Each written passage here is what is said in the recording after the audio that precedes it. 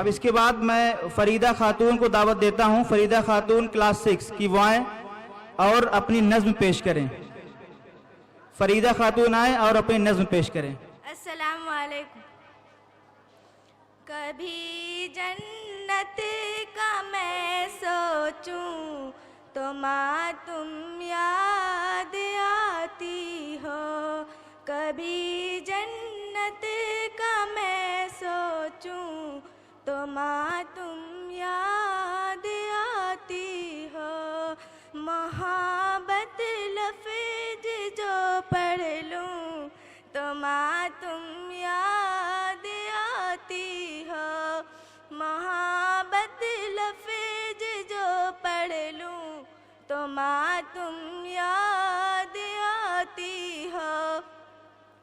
तुम्ही तो रोकती थी हर बुराई और सबसे माँ। तुम्ही तो रोकती थी हर बुराई और सबसे माँ। तुम्ही तो पहुँचती थी माँ मेरे आँखों के सब आंसू।